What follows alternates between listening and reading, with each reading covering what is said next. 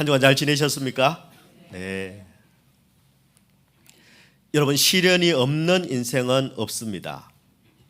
이 땅을 살아가는 우리 모두에게는 크든지 작든지 다 우리는 시련의 골짜기들을 지나갑니다.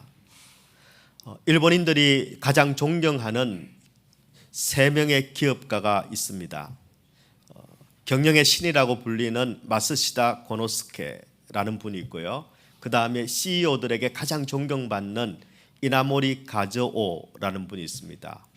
그리고 세 번째로 아마 여러분에게 이름이 아마 들어봤을 법한 이름인데요. 바로 혼다 소이치로라는 분입니다. 사실 이 혼다 소이치로는 처음부터 성공한 기업가는 아니었습니다. 오히려 실패에 실패를 거듭한 그런 사람이었습니다. 고향에 내려가서 공장을 세우고 경영을 했습니다. 피스톤 링을 만드는 공장이었습니다. 그런데 2차 세계대전 때 폭격으로 이 공장 전체가 그만 무너지고 말았습니다. 어찌어찌해서 그 다음에는 이 가솔린 깡통, 그 휘발유 드럼통을 모아서 판매하는 그런 사업을 시작했습니다. 이 사업을 잘 일으켜야지 하고 재기를 꿈꿨는데 마침 지진이 나서 그마저도 그만 폭삭 주저앉고 말았습니다. 이제는 돈도 없고 그리고 나한테 투자할 사람도 하나 없는 아주 깊은 시련의 골짜기를 지나고 있었습니다. 그 낙심된 상황 가운데 문득 마음에 이런 생각이 들었습니다. 내가 스스로 포기하지 않는다면 반드시 길은 있다라는 확신이 생겼습니다. 내가 포기하지만 않는다면 반드시 길은 있다. 그리고는 뭘 할까를 궁리하고 있는데 어느 날 우연히 쓰레기통에서 버려진 고물 자전거 한 대를 발견을 했습니다. 그걸 가져다가 고쳤습니다. 그리고 다시 팔았습니다. 아주 조금밖에 되지 않지만 그래도 돈이 됐습니다. 그러고 나니까 자꾸 눈이 쓰레기통에 가기 시작을 했습니다. 그래서 다른 쓰레기통을 뒤졌는데 거기에도 마침 고물 자전거가 한 대 버려져 있었습니다.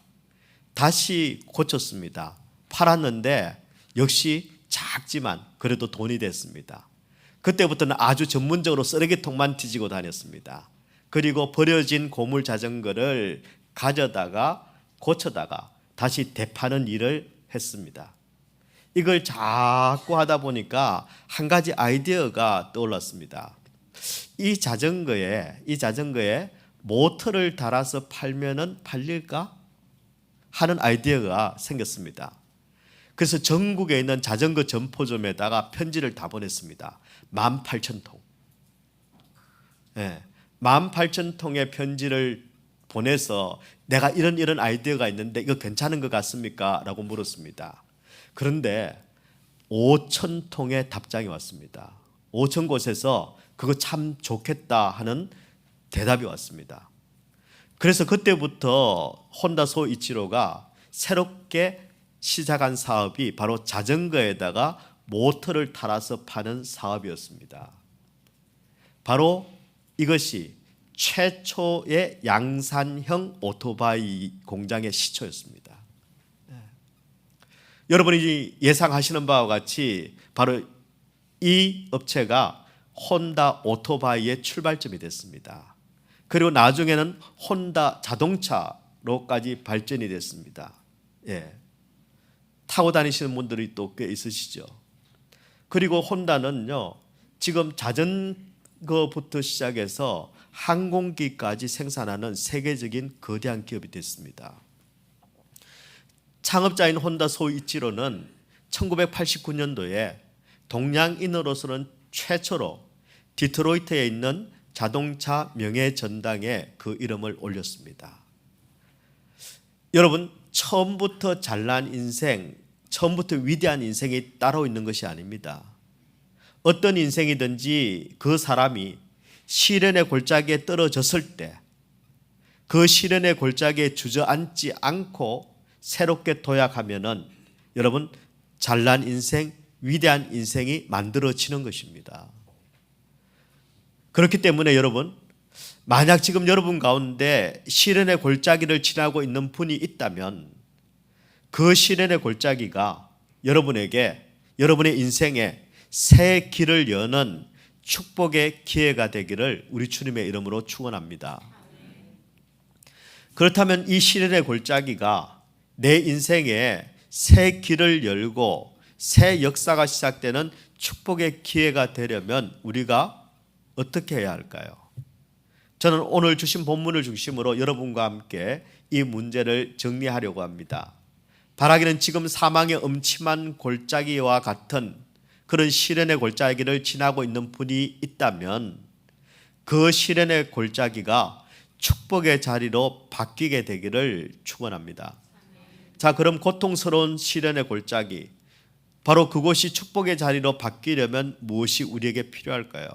첫 번째, 여러분, 우리가 하나님의 주권을 믿어야 합니다. 하나님의 주권을 믿어야 합니다. 계속해서 우리는 열왕기하 4장을 지금 살펴보고 있습니다. 열왕기하 4장에는 엘리사를 통해서 하나님께서 베풀어 주시는 4개의 기적 이야기가 기록되어 있습니다. 그 첫 번째가 여러분, 지난주에 우리가 살펴본 선지 생도의 아내 이야기입니다. 기름 그릇 여러분 기억나시죠? 두 번째가 오늘 우리가 살펴볼 수넴 여인 이야기입니다. 그리고 세 번째, 네 번째 이야기에는 구체적인 사람의 소개는 없습니다. 그냥 한 사람 이렇게 기록되어 있습니다. 그런데 이 네 이야기에는 공통점이 하나 있습니다. 그게 뭐냐면은 모든 사람들이 시련의 골짜기를 지나 기적의 축복을 경험했다라는 것입니다. 시련 없이 기적의 축복을 경험한 사람은 하나도 없습니다. 오늘 우리가 살펴볼 수넴 여인도 마찬가지입니다. 이 여인에 대한 스토리가 8절부터 37절까지 아주 길게 그리고 비교적 상세하게 기록이 되어 있습니다. 시간 관계상 우리가 다 읽지는 못했습니다. 37절까지 말씀 중에서 20절까지만 읽었는데요. 오늘 집에 돌아가셔서 슈퍼볼 시작하기 전에 꼭 읽어보시고 슈퍼볼 보시기를 바랍니다. 자, 엘리사는 지금 요단강 지역, 그러니까 이스라엘에서 동쪽에 요단강이 있죠. 이 요단강 지역하고 그리고 이 북서쪽에 있는 갈멜산, 이 갈멜산 지역을 왔다 갔다 하면서 지금 사역을 하고 있습니다. 근데 그 중간에 수넴이라는 동네가 있었습니다. 이 수넴의 뜻이 뭐냐 하면은 두 휴식처라는 뜻을 가지고 있습니다. 왜 이런 이름이 붙었는가 하면요, 두 가지 아주 좋은 조건이 있었다는 겁니다. 첫 번째는 이 수넴 땅이 아주 기름졌습니다. 그래서 농사 짓고 먹고 살기가 아주 좋은 그런 땅이었습니다. 두 번째는 여러분, 이곳이 기후 조건이 아주 좋았습니다. 그래서 땅도 기름지고 날씨도 좋고 그래서 휴식하기가 딱 좋은 그런 도시였습니다. 바로 이런 수넴이라는 이 도시에 참 잘 어울리는 한 여인이 살고 있었습니다. 성경은 그 여인을 여러분 귀한 여인 이렇게 기록하고 있습니다. 어떤 여인이 귀한 여인일까요? 여기에 쓰인 귀하다의 히브리어는 게돌라라는 단어를 쓰는데, 게돌라는 두 가지 뜻이 있습니다. 첫 번째는 아주 고상하다, 아주 존귀하다라는 뜻이 있습니다. 두 번째는 부유하다라는 뜻이 있습니다. 부자라는 뜻입니다. 여러분, 이 두 가지를 동시에 갖추기는 사실은 쉽지 않습니다. 그런데 이 수넴의 이 여인은 인품도 아주 고상하고 그리고 사는 것도 넉넉한 성경 표현 그대로 귀한 여인, 게돌라의 여인이었습니다. 그런데 여러분, 이 성경이 그녀를 게돌라의 여인, 귀한 여인이라고 부르는 데는 단지 이 두 가지 이유만은 아닙니다. 인품이 고상하고 그냥 잘 살기 때문에 귀하다고 표현한 것은 아닙니다.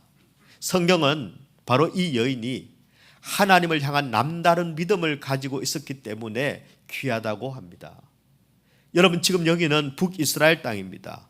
북이스라엘 땅에서 하나님을 섬기는 것은 희귀합니다. 그리고 힘이 듭니다. 어렵습니다. 그런데 수넴의 이 여인은 하나님을 잘 믿었습니다. 하나님을 잘 섬겼습니다. 하나님만 잘 섬긴 게 아닙니다. 하나님의 종인 엘리사에게도 극진한 대접을 했고 또 극진히 섬겼습니다. 어쩌다 한번 들르는 엘리사를 위해서 자기 집에 엘리사 전용 방을 마련해 줄 정도로 그렇게 진심으로 섬겼습니다. 하나님께서는 그 여인의 믿음을 아주 귀하게 보셨습니다. 그래서 자식이 없는 그 가정에 아이를 선물로 주셨습니다.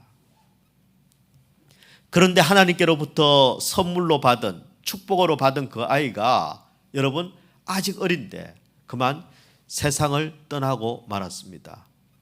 너무나 기가 막힌 일입니다. 여러분 수넴 여인의 입장에서는 살면서 이거보다 더 큰 시련은 겪어본 적이 없습니다. 지금껏 살아오면서 이 여인은 고상하게 살았습니다.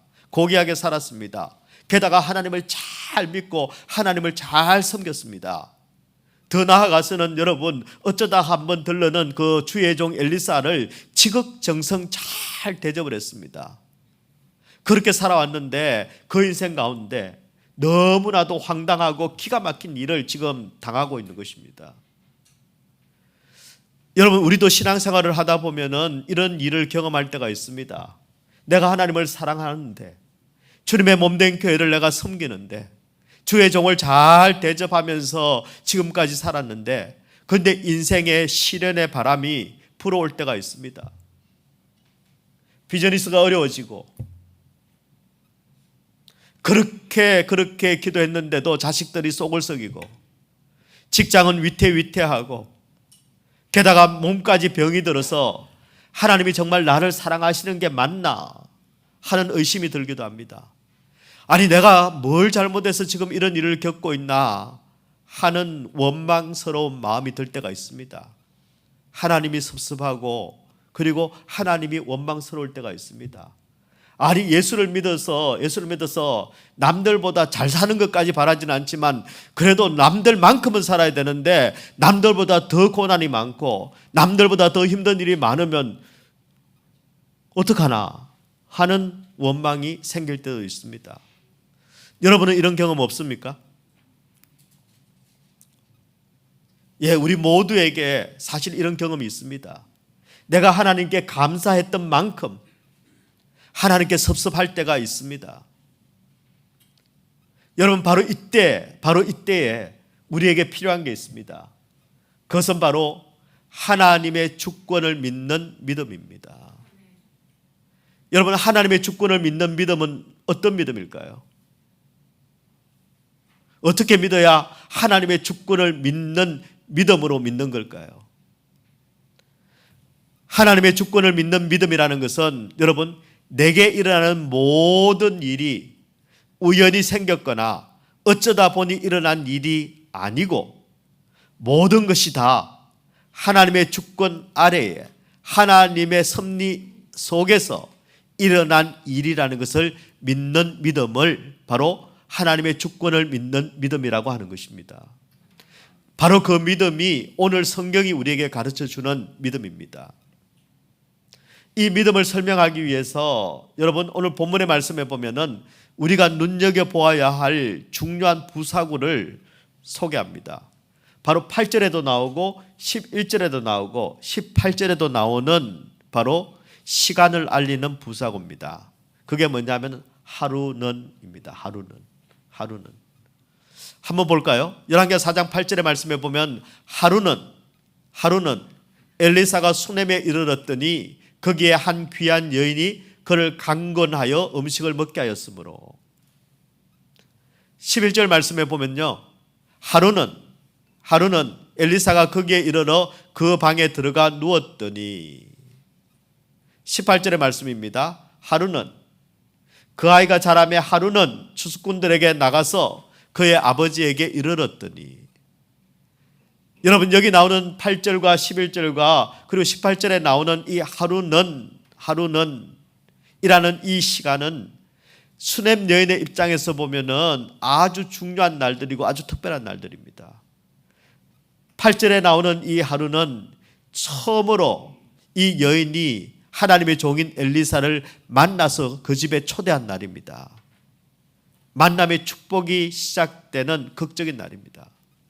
여러분 11절에서의 하루는 여러분 바로 엘리사가 하나님을 통해서 이 가정 가운데 내년 이맘때쯤이면 아이가 있을 것이다 라는 한 아이의 잉태를 약속한 날입니다.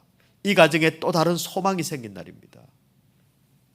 18절의 하루는요, 그렇게 약속대로 얻은 그 아이가 잘 자라다가 그만 갑자기 죽어버린 그런 하루입니다. 이 수넴 여인에게는 가장 슬픈 날이고 가장 고통스러운 날입니다. 이렇게 이 세 구절에 나오는 이 하루는 여인의 입장에서 볼 때 너무너무나도 특별한 날입니다. 잊을 수 없는 날들입니다. 그런데도 불구하고 여러분, 성경은 이 날들을 특별한 날로 기록하지 않습니다. 그냥 너무나도 평범하게 아무렇지도 않은 듯 하루는 아니 그날이 어떤 날들인데 그냥 하루라는 겁니까? 여러분 왜 성경은 이 날들을 그냥 하루는 그렇게 평범한 부사구를 써서 기록하고 있을까요? 여러분 인생의 특별한 날, 인생의 평범한 날, 인생의 기쁜 날, 인생의 슬픈 날은 우리 인생들이 구분하는 날이지, 우리 하나님의 입장에서 보면 모든 하루는 다 하나님의 주권이 이루어지는 특별한 날입니다. 다 하나님의 섭리대로 흘러가는 시간들입니다. 어떤 순간, 어떤 시간도 하나님의 주권, 하나님의 섭리가 관여하고 있지 않는 순간은 없다라는 것입니다.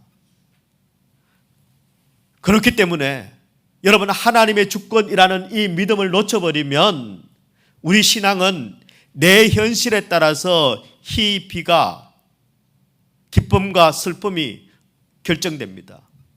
내가 기쁘면 좋은 날, 특별한 날이고, 내가 좀 마음이 슬프면 그 날은 나쁜 날이고 지우고 싶은 날이 되는 겁니다. 여러분 그런데 현실의 희비에 따라 늘뛰는 이 믿음은 하나님께서 기뻐하시는 믿음이 아닙니다. 왜요? 그것이 내가 느끼기에 기쁘든 슬프든 좋든 나쁘든 내게 주어진 이 현실, 내게 주어진 이 하루는 여러분 하나님의 주권 아래에서 이루어진 일이라는 것을 우리는 믿어야 합니다.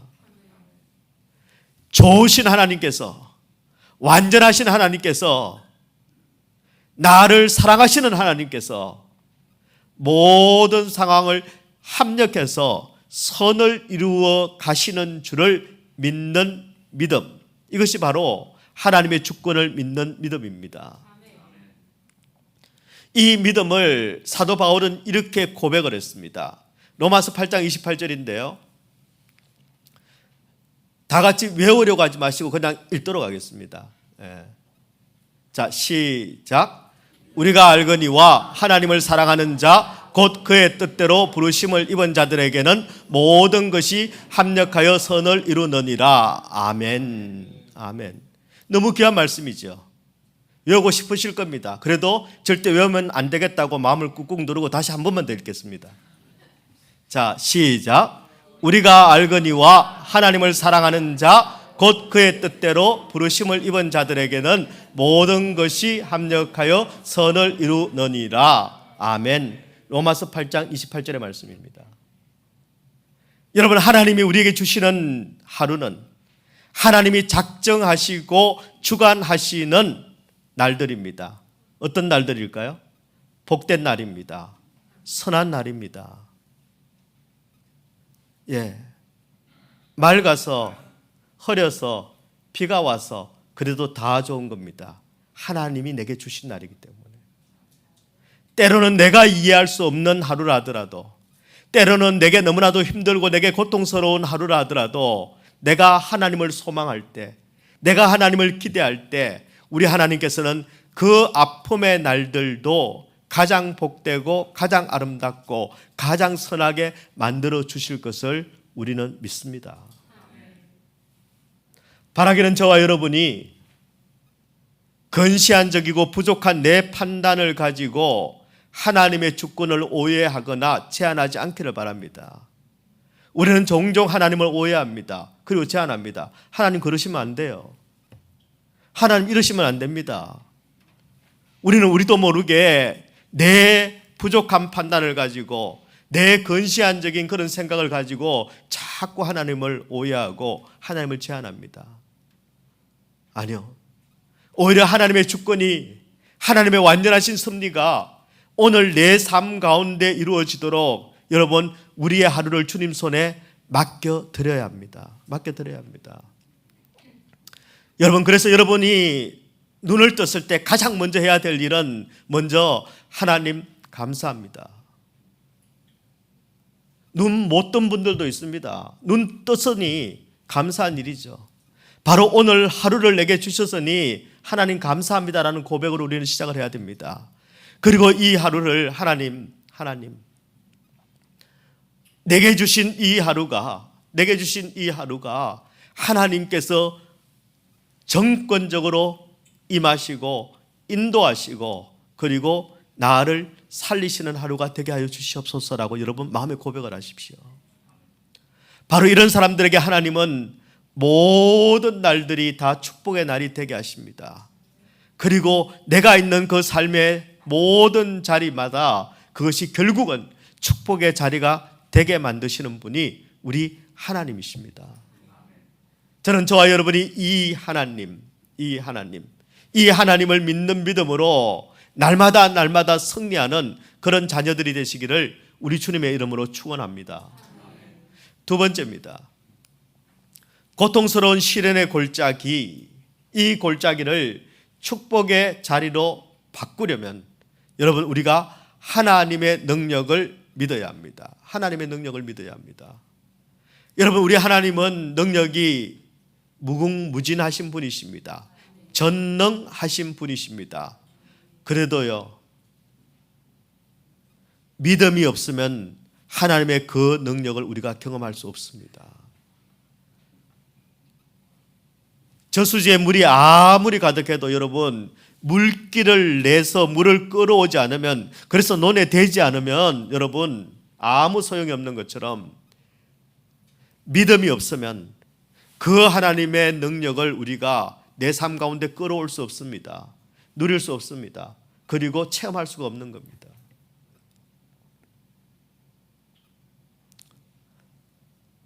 아이가 없던 가정에 우리 하나님께서는 축복하시고 선물로 아이를 주셨습니다.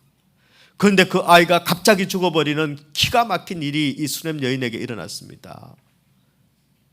여러분, 애당초 원했던 아이가 아니지 않습니까? 간절하게 구했던 아이가 아니지 않았습니까? 그런데 주셨습니다. 그래서 그랬는지 모르겠는데 여러분, 아이가 죽고 난 다음에 이 여인의 행동이 조금 의아합니다. 납득이 되지 않습니다. 몰라요. 믿음 좋은 귀한 여인이라면 다 이렇게 하는지 모르겠는데, 아니면 제가 남자라서 제가 조금 감수성이 덜 발달해서 그런지 모르겠지만 이 여인이 보인 행동은 참 이해하기 힘든 부분이 많습니다. 가장 이해하기 힘든 것은요, 첫 번째, 아이가 죽었는데 아무에게도 알리지 않습니다. 여러분, 아이가 지금 죽었습니다. 그러면은 어떻게 의사라도 데려오든지 아니면 사람들에게 알려서 어떻게 하면 좋을지, 어떤 방법이 있는지 여러분 한번 예를 써봐야 되지 않습니까? 아마 대부분의 부모라면은 가만히 있을 수가 없을 겁니다. 가만히 있고 싶어도 그렇게 되어지지 않습니다. 그런데 이 여인은요, 함구하고 있습니다.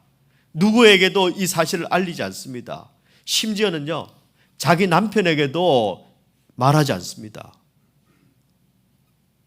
게다가 본문을 가만히 살펴보면은 본문 어디에도 이 수넴 여인이 슬퍼하거나 우는 장면이 없습니다.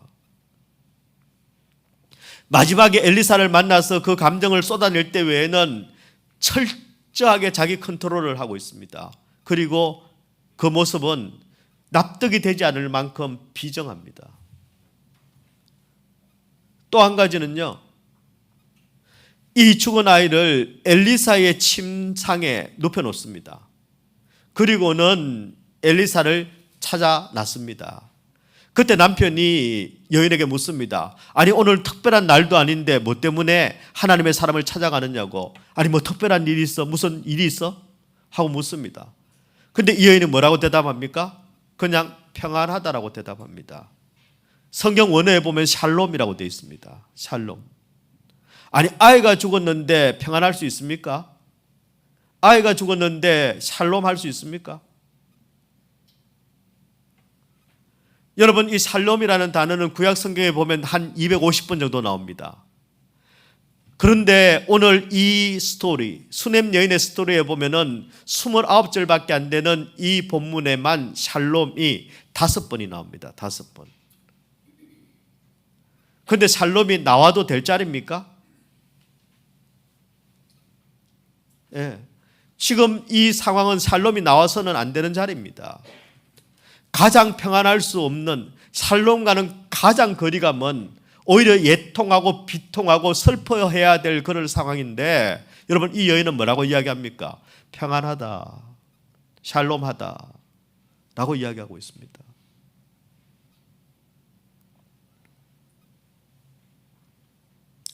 여러분 이 여인은 어떻게 이런 상황 속에서 평안하다고 말할 수 있을까요?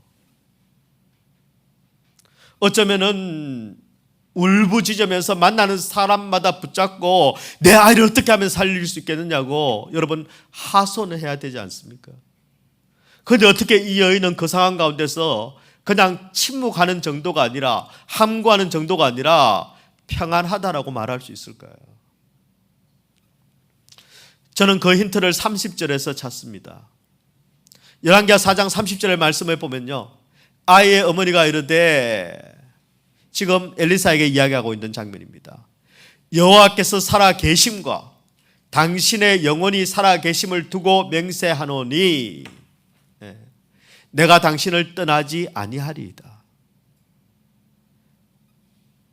다른 말로 하면 내가 죽어도 당신을 떠나지 않겠습니다. 그러자 엘리사가 일어나서 여인을 따라갑니다. 그제서 여러분 모든 사람에게 다 함구하던, 다 침묵하던 이 여인이 엘리사를 만나서 쏟아낸 말이 무엇인가 하면 절대로 나는 죽어도 당신을 떠나지 않겠습니다 라는 말입니다. 무슨 뜻입니까? 당신이 아니면 안 됩니다. 다른 말로 하자면 하나님이 아니시면 이 문제는 누구도 해결할 수 없습니다. 그래서 절대 나는 당신을 떠나지 않겠습니다. 이런 표현입니다. 이 여인이 그동안 함구하고 있었던 것은, 이 여인이 그 상황 가운데서도 평안을 말할 수 있었던 것은, 이 문제는 내가 하나님만 찾아가면, 하나님께 이 문제를 내어놓기만 한다면 하나님께서 반드시 이 문제를 해결해 주실 것이라는 믿음이 있었기 때문입니다. 그래서 누구에게도 아이의 죽음을 이야기하지 않습니다. 오히려 평안을 선포합니다. 그리고 수넴에서부터 갈멜까지 한 30마일을, 한 50km의 이 길을 여러분 한 번도 쉬지 않고 단숨에 달려간 것입니다. 왜요? 그 길밖에 없다는 것을 알기 때문입니다. 하나님의 능력을 믿는 사람, 하나님의 능력을 믿는 사람은 여러분 시련의 골짜기에서 울지 않습니다. 하나님의 능력을 믿는 사람, 하나님의 능력을 믿는 사람은 사람을 붙들고 하소연하지 않습니다. 하나님의 능력을 믿는 사람, 하나님의 능력을 믿는 사람은 끝까지 여러분 하나님께 집중하는 사람입니다. 왜 그렇습니까? 하나님만 계시면 불가능이 없기 때문입니다. 혹시 여러분은 지금 어떤 시련의 골짜기를 지나고 계십니까? 여러분 이 사람 저 사람 붙들고 사람들에게 100번 말해봐야 소용없습니다. 그 사람 그 문제 해결 못합니다. 여러분 제가 알기로는 여러분이 제일 똑똑합니다. 그렇게 똑똑한 여러분이 밤새도록 고민하고 생각해서 못 푸는 문제는 옆에 있는 사람 못 풉니다. 관심도 없습니다. 그리고 심지어는 나중에는요, 괜히 말했다가 그게 약점이 됩니다. 오히려 그 시간에 우리는 하나님께 집중해야 합니다. 하나님께 구해야 합니다. 하나님께서 답을 찾아야 합니다. 그 능력의 하나님을 믿는, 그래서 그 능력의 하나님께 집중하고 그 능력의 하나님께 구하는 자에게 진짜 샬롬이, 진짜 평안이 주어진다라는 것입니다. 여러분, 수넴 여인이 이 시련의 골짜기에서 고백한 평안하다, 샬롬하다, 여러분 이게 어떤 단어인 줄 아십니까? 아무 문제 없고 모든 게 평화롭고 걱정 하나 없는 무탈한 상황, 그 상황을 평안 샬롬이라고 하지 않습니다. 그 상황은 그냥 아무 생각 없이 사는 겁니다. 성경이 말하는 샬롬은 여러분, 그것이 어떤 상황이든 어떤 문제이든지 지금 하나님의 임재로부터 오는 완전한 충족을, 그리고 주님 한 분이시면 나는 만족합니다. 주님만 계시면 나는 완전합니다. 나는 이 믿음이 진짜 샬롬이라고 성경은 말씀합니다. 우리 하나님께서는 이 샬롬의 믿음을 가진 이 여인, 이 수넴 여인을 하나님만 바라보는, 하나님께만 집중하는 바로 이 여인을 진짜 샬롬한 인생으로 만들어 주셨습니다. 진짜 하나님께서 주시는 그 평안, 평화를 누리는 축복받은 인생으로 만들어 주셨습니다. 저는 저와 여러분이 모든 상황, 모든 순간에서 지금 내가 걸어가고 있는 이 길이 설사 사망의 엄침한 골짜기와 같을지라도, 아무리 눈을 씻고 봐도 소망이 없는 길이라 할지라도, 그러나 모든 것을 합력해서 선을 이루시는 하나님의 그 주권을 믿고 불가능을 가능케 하시는 하나님의 그 능력을 내가 믿고, 그래서 그 시련을 지나서 축복으로 나아가는 그런 복된 인생들이 되시기를 우리 주님의 이름으로 축원합니다. 하나님의 능력을 믿음으로 시련을 지나가고 그리고 축복 인생이 된 한 사람의 이야기를 여러분에게 소개하겠습니다. 기도와 사랑에 빠져라 라는 책이 있습니다. 마이크 맥킨토시 목사님이 쓴 책입니다. 이 마이크 맥킨토시 목사님이 처음 갈보리 채플에 가서 척 스미스 목사님을 만나고 그리고 하나님을 체험한 그 과정이 이 책 속에 소개되어 있습니다. 청년 맥킨토시는 시련 속에서 방황하고 있던 청년이었습니다. 그런데 어찌하다가 이 갈보리 채플에서 화요일마다 교회 청년들이 모여서 기도하는 기도 모임이 있었습니다. 그 모임에 매주일을 참석하게 됐습니다. 그런데 어느 날 척 스미스 목사님이 이 간질병을 앓는 청년이 목사님께 기도를 부탁을 해서 나왔는데 머리에다 안수 기도를 했습니다. 그런데 간질병이 아주 심하던 그 청년이 그 자리에서 치유가 됐습니다. 이 맥킨토시에게는 너무나도 충격적인 장면이었습니다. 기도하면 병자가 치유된다. 기도하면 치료된다. 이론적으로는 다 알고 있었습니다. 우리도 다 알죠. 근데 실제로 자기 눈으로 그 현장을 확인한 건 처음이었습니다. 이것을 보면서 충격에 휩싸인 맥킨토시의 마음속에 한 가지 소망이 생겼고 한 가지 열망이 생겼습니다. 왜냐하면 자기도 지금 심한 삶의 고통 가운데 있었거든요. 도저히 헤어나올 수 없는 마약 중독에 빠져 있었습니다. 그 후유증으로 밤마다 두통에 시달리고 악몽을 꾸고 망상에 빠집니다. 2년 동안 제대로 잠을 자본 적이 없습니다. 정신과 의사를 만났습니다. 약물 치료를 했습니다. 그 어느 것도 효과가 없습니다. 이런 상황 가운데 있었기에 그 중증 간질병을 앓는 청년이 그 자리에서 낫는 걸 보고 마음속에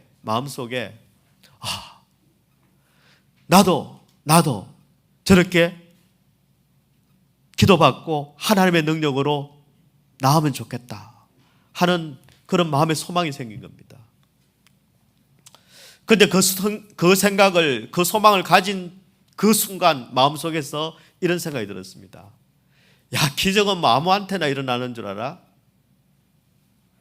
넌 아니야 라는 육신의 소리가 들렸습니다. 그러나 또 다른 마음 한켠에서는 또 이런 생각이 들었습니다. 아니야, 너도 얼마든지 치유될 수 있어. 너도 얼마든지 치유될 수 있어 하는 성령의 소리가 들렸습니다. 그렇게 마음속에서 성령의 소리가, 육신의 소리가 싸우고 있습니다. 이랬다 저랬다, 난 아니야 넌 아니야 그랬다가 몇 번을 일어섰다 앉았다 일어섰다 앉았다 그렇게 반복했습니다. 그리고는 어느 순간 딱 믿음의 결단을 하고 강단 앞으로 나갔습니다. 그리고 척 스미스 목사님 앞에 서서 자신이 가진 모든 아픔과 그 정신적인 범죄와 그리고 그 절망들을 다 토해냈습니다. 그리고 도움을 요청했습니다. 저를 위해서 기도해 주십시오. 그 말을 들은 척 스미스 목사님이 이 맥킨토시의 머리에 손을 얹고 기도를 했습니다. 하나님, 하늘 보좌의 생수가 이 청년에게 임하게 하여 주시옵소서. 이 청년의 가슴에 그리스도의 보혈이 흘러 넘쳐 모든 영혼의 모든 육신의 병든 것들을 깨끗하게 치유해 주시옵소서라고 기도했습니다. 그런데 그 기도가 딱 끝나는 순간에 이 청년 맥킨토시의 마음속에서 이제 그 살아오면서 한 번도 경험해 보지 못했던 하나님의 평강이 가슴속에 밀려들어오기 시작을 했습니다. 하나님께서 주시는 진짜 샬롬이 찾아온 것이었습니다.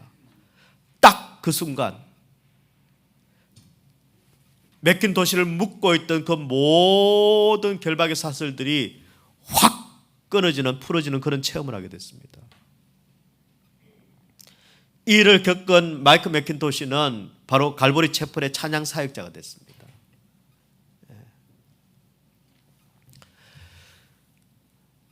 찬양 사역자로 예배를 섬기다가 이후에는 여러분 샌디에고에 가면은 호라이즌 크리스찬 펠로우십 처치라고 있습니다. 그 교회를 개척하게 됩니다. 그리고 그 교회를 통해서 수많은 영혼들에게 복음을 전하는 그런 하나님의 종이 되었습니다. 여러분, 하나님은 우리를 사랑하십니다. 조금 더 정확하게 말씀드리자면 하나님께서는 나를 사랑하십니다. 더 적확하게 말씀드리자면 하나님은 너를 사랑하십니다.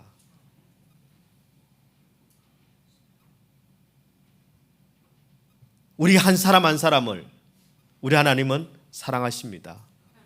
그래서 하나님은 너를 축복하기를 원하십니다. 하나님은 우리가 시련의 골짜기에서 그냥 아파하다가 그냥 신음하다가 그대로 죽어가는 것을 우리 하나님은 원하지 않으십니다. 봐라, 내가 가지 마라 그랬는데 네가 갔잖아. 내가 하지 마라 그랬는데 네가 했잖아. 너는 그래도 그런 분이 아니라 여러분, 우리가 우리의 죄 때문에, 우리가 우리의 잘못 때문에, 우리가 우리의 미숙감 때문에 그 자리에 끌려 들어갔지만 그러나 거기에서, 그 죽음의 골짜기에서 우리 하나님께서는 내가 주저앉아 신음하다가 죽는 것을 내가 내 눈으로는 볼 수 없다. 그래서 그분은 자기 아들을 그곳에 나를 위하여 보내주신 분이십니다. 나를 위하여, 죽음의 골짜기에 신음하고 있는 나를 위하여 자기의 아들을, 예수님을 보내주셨습니다. 문제는 내 마음입니다. 내 마음이 막혀 있고, 내 마음이 믿음이 아니라 불신으로, 내 마음이 순종이 아니라 불순종으로 막혀 있기 때문에 그 하나님의 사랑, 이미 내 가운데 내가 있는 곳에 찾아와 계신 그 하나님의 사랑을 우리는 경험하지 못하는 겁니다. 그 하나님의 능력을 우리는 경험하지 못하는 것입니다. 여러분, 지금 어떤 시련의 골짜기를 지나고 있습니까? 그 괴로운 문제를 여러분 하나님 앞에 정직하게 다 토해내십시오. 정직한 영어로 하나님 앞에 구하십시오. 하나님만 그 문제를 해결해 주실 수 있습니다. 저는 저와 여러분이 생수가 되시는 예수 그리스도, 그분이 나를 위하여 나를 찾아오셔서 십자가에서 흘려주신 그 보혈의 능력으로 우리를 묶고 있는 모든 죄의 결박들이, 모든 어둠의 괴계들이 깨끗이 끊어지기를 축원합니다. 뿐만 아니라 내 영을 묶고 있는, 내 육을 묶고 있는, 내 자녀의 영혼을 붙들고 있는 모든 사망과 저주의 권세가 끊어지기를 축원합니다. 평화의 주님이 되시고 능력의 주님이 되시는 그 예수님의 능력으로 내 모든 연약함들이 깨끗이 치유되고 회복되고, 그래서 진짜 평안, 진짜 살롬을 누리는 인생, 진짜 하나님의 축복을 누리는 인생, 그래서 그 축복을 만나는 영혼들마다 전해줄 수 있는 그런 축복 인생이 되시기를 우리 주님의 이름으로 축원합니다.